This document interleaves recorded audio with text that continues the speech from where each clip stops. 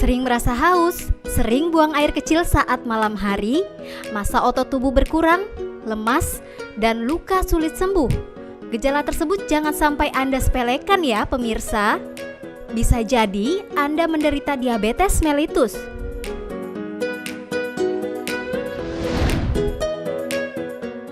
Diabetes mellitus, salah satu dari 3 penyakit penyebab kematian tertinggi di Indonesia. Data dari International Diabetes Federation 2020 menunjukkan Indonesia menempati urutan ke-7 dari 10 negara dengan jumlah pasien diabetes tertinggi. Penyakit metabolik yang sering juga disebut sebagai kencing manis ini ditandai oleh tingginya kadar gula atau glukosa dalam darah. Glukosa yang menumpuk di dalam darah akibat tidak diserap sel tubuh dengan baik dapat menimbulkan berbagai gangguan organ tubuh. Terdapat sekitar 18 juta orang terdiagnosa diabetes di tanah air pada 2020. Prevalensi kasus ini meningkat sekitar 6,2% dibanding tahun 2019.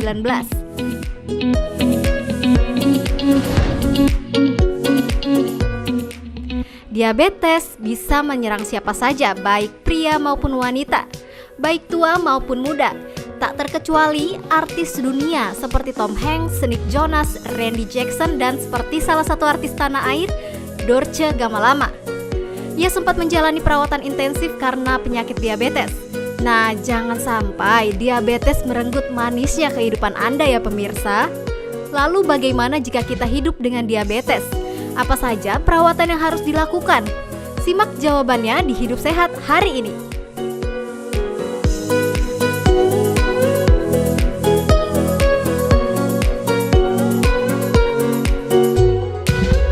Selamat pagi Indonesia, selamat datang di talkshow kesehatan nomor 1 di Indonesia, yaitu Hidup Sehat bersama saya Dr. Ekles. Tadi kita udah melihat tayangan mengenai makanan yang manis-manis, tapi kadang-kadang hasilnya tidak manis. Salah satu hasilnya adalah penyakit gula darah atau diabetes mellitus, dan banyak tokoh-tokoh dunia ataupun tokoh-tokoh di Indonesia yang mengalami hal seperti itu. Salah satunya adalah Bunda Dorce. Nah, untuk membahas soal itu, di antara kita sudah ada expertnya nih. Dr. Wismandari, spesialis penyakit dalam, konsultan gastroenterologi, hepatologi. Benar ya, Dok? Bukan. Oh, bukan? Endokrin metabolik diabetes. Endokrin metabolik. Kita lagi bicara diabetes, bukan bicara perut bukan gastro. Oke. Ini karena manis-manis nih tadi, udah lihat dokter. Oke, menarik banget dokter terkait dengan Bunda Dorce yang mengalami diabetes. Dan bisa merenggut ternyata manisnya kehidupan dokter. Betul. Nah, ada fakta mitos nih yang beredar di masyarakat. Penyakit diabetes adalah penyakit keturunan. Fakta atau mitos? Fakta. Itu harus kita pastikan dulu memang dia adalah penyakit keturunan. Cuman salah satu yang harus kita bahas ini adalah keturunannya bukan bapak terus ke anak perempuan, ibu ke anak laki-laki, enggak gitu ya. Jadi kalau orang tua kita ada yang diabetes, siapapun itu bisa menurun ke anak-anaknya. Ke anak-anaknya ya. Ya. Nah, dokter, berapa persen sih keturunan, misalnya yang mengalami diabetes, berapa persen dari keturunan yang mengalami diabetes otomatis? Misalnya dari orang tuanya ke anaknya berapa persen biasanya? Ya, kalau persentase itu sebenarnya kita nggak bisa pastikan. Kenapa? Karena sebenarnya ada faktor lain. Ya. Bukan hanya tentang keturunan bapak ibu kita atau nenek kita ada diabetes, terus kita pasti diabetes, nggak gitu. Tetapi yang lebih berperan sebenarnya adalah pola hidup. Benar. Jadi kalaupun kita punya keturunan tapi pola hidup kita baik, pola badannya dijaga kayak Dr. Ekles begini ya. Dr. Ekles ya? Iya, contoh ya gitu. Kalau kayak gini terus ya nggak apa-apa, insya Allah ya. Semoga nggak kena gitu. Karena pola hidup memegang peranan lebih besar untuk mendapatkan diabetes dibanding hanya keturunan. Oke. Dokter, ini menarik banget. Diabetes kan yang kita tahu bersama ada 2 tipe ya. Tipe 1 yang berkaitan dengan keturunan ya, otomatis. Atau tipe 2 yang berkaitan dengan intake makanan. Nah, ini mungkin pemirsa pengen tahu. Tadi kan Bunda Dorce sempat tidak sadarkan diri nih. Ya. Apakah diabetes bisa membuat orang tidak sadar, dokter? Oke, ini ada 2 pertanyaan berarti ya. Ya. Yang pertama, tipenya apa aja? Tipenya apa aja? Ini kayak nggak sabar pengen nanya banyak langsung ya, Ini Dr. karena Ekles yang manis-manis nih, dokter. Oke, jadi kalau kita bicara tipe, sebenarnya tipenya ada 4, Dr. Ekles. Ya. Ada 4, tipe 1, tipe 2, tipe lain, kemudian tipe diabetes gestasional ya. Nah, tipe 1 tuh orangnya nggak punya insulin sama sekali. Ya. Dan itu dari kecil jadinya. Dari kecil, ya. Emang pankreasnya rusak, Ya. sehingga dia tidak menghasilkan insulin, jadi obatnya ya pakai insulin, gitu ya. Disuntik ya, diberi insulin ya. Disuntik dari luar Karena ya. autoimun mungkin dokter ya. Iya, salah satu. sebagian besar memang prosesnya itu sebabnya autoimun. Yang kedua adalah diabetes tipe 2. Nah, tipe 2 ini 80-90% orang-orang di dunia ini diabetesnya tipe yang Tipe ini. 2. Sayangnya tipe ini walaupun sebenarnya bisa dihindari, tapi sekarang ini rasanya agak sulit menghindarinya orang-orang. Kenapa dokter? Itu pada WFH ya, duduk-duduk santai di rumah, makan tinggal pencet-pencet gitu Iya, kan. benar, Kemudian makanan fast food sekarang makin banyak. Jadi memang pola hidup kita dibuat menjadi lebih mudah kena diabetes. Jadi kita harus kuat iman gitu ya.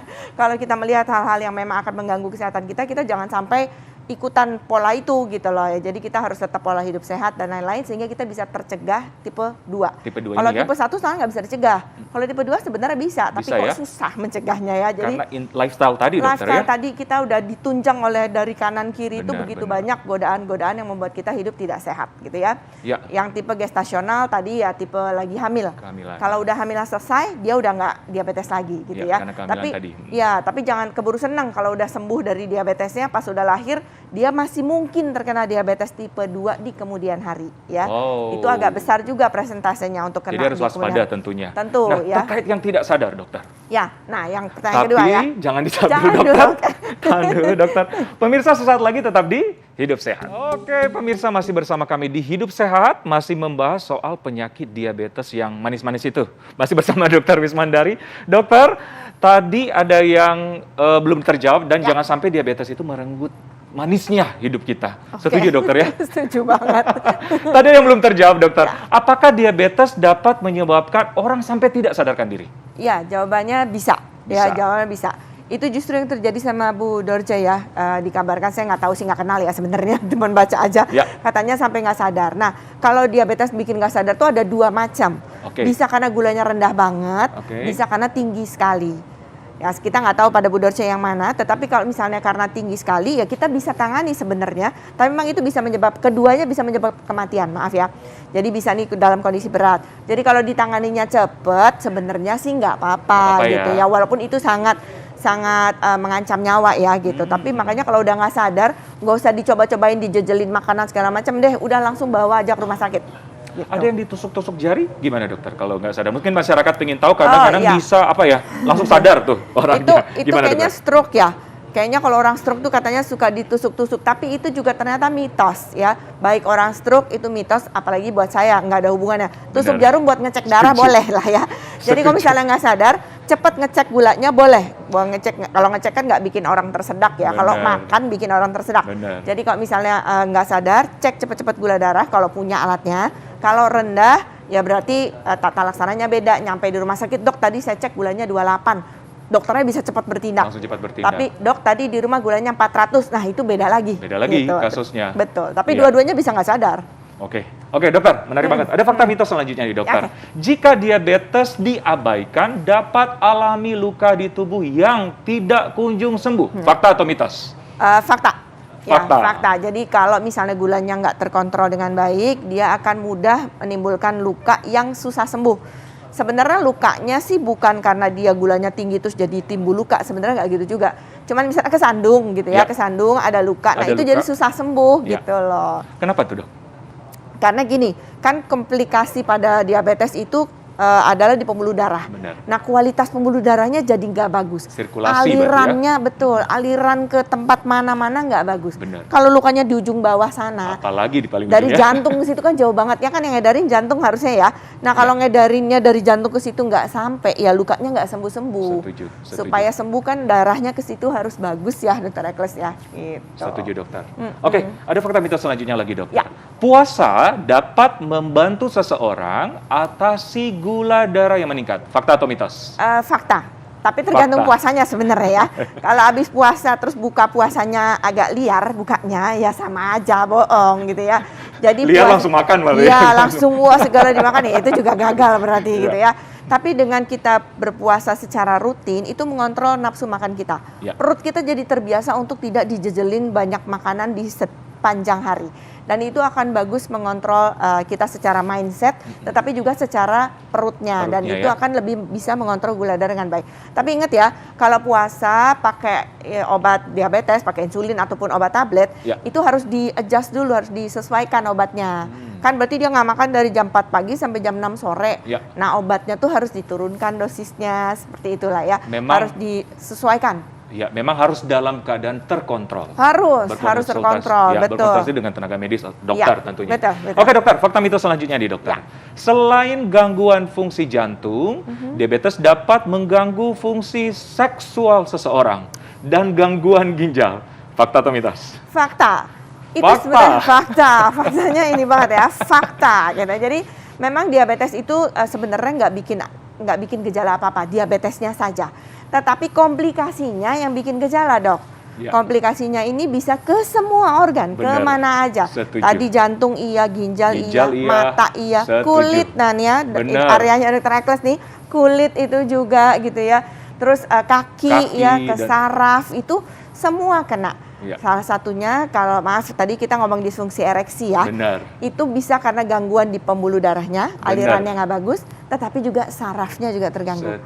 Dua itu mengakibatkan jadinya kejantanannya jadi turun. Memang mengurangi manisnya kehidupan. Betul banget tuh, kata-kata itu pas banget ya. Bener-bener, dan yang mau jantan-jantan ya harus waspada ya. Betul, makanya kontrol bagus. Suka pada menakal, suka pada males kontrol nih. Bener banget. Oke dokter, fakta mitos selanjutnya dokter.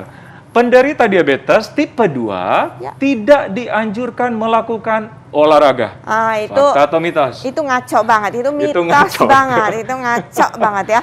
Malah harus olahraga dong. Iya betul, salah satu tata laksana kita pilarnya adalah harus olahraga rutin, teratur, bukan olahraga abal-abal ya, yang cuma seminggu sekali atau 1 bulan sekali, bukan. Olahraga pencitraan ya dok? Bukan, yang cuma olahraga di foto selesai gitu ya. No, nggak gitu. Olahraganya harus minimal 3 kali seminggu. 3 kali seminggu? Ya, setengah jam. Setengah jam? Itu minimal. Berarti 1,5 jam lah ya per minggu ya? Kira-kira itu minimal ya gitu. Tapi kalau bisa lebih bagus lagi 150 menit per minggu.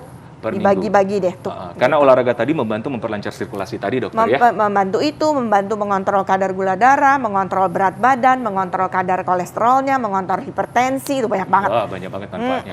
Oke dokter, terakhir nih tipsnya mewaspadai diabetes yang tidak selalu bergejala. Karena kadang disebutkan penyakit diabetes silent killer ya? Ya, betul. Tipsnya gimana dokter? Tipsnya kenali faktor resikonya. Karena kan tadi nggak bergejala, jadi paling tidak kita tahu kita mungkin nggak diabetes. Nah, cara taunya adalah dengan mengenali faktor resiko. Ya, faktor resiko itu salah satunya umur. Umur 45 ke atas itu udah resiko. Jadi ini maksudnya kalau ada faktor resiko langsung ngecek gitu ya. Jadi walaupun nggak ada gejala, tapi ada faktor resiko umurnya 45 ke atas, ada gemuk, ada hipertensi, ada kolesterol, pernah lahir 4 kilo anaknya maksudnya ya. Kemudian ada orang tua atau kakak adik yang diabetes ya. Nah itu kalau ada kondisi seperti itu, walaupun gak ada gejala apa-apa, cek paling tidak 1 tahun sekali. Tapi begitu ada gejala, ya lebih sering tentu. Oke. Jadi harus rutin check up juga ya, setuju ya? Dan mengenali tanda-tanda diri dan mengenali faktor-faktor pencetus ya yang mengakibatkan diabetes tadi. Pola hidup yang sehat deh, setuju dokter ya? Setuju banget, itu nomor 1. Terima kasih Dokter Wismandari atas penjelasannya yang luar biasa dan begitu jelas. Dokter, tadi kita sudah membahas mengenai olahraga dapat juga membantu mengurangi diabetes membantu macam-macam, banyak sekali yang berbagai terbantu. Penyakit. Iya betul. Nah, kita akan olahraga bersama nih pemirsa dengan alat-alat yang atau barang-barang yang ada di rumah. Kita bisa maksimalkan. Mau tahu selengkapnya sesaat lagi, tetap di Hidup Sehat.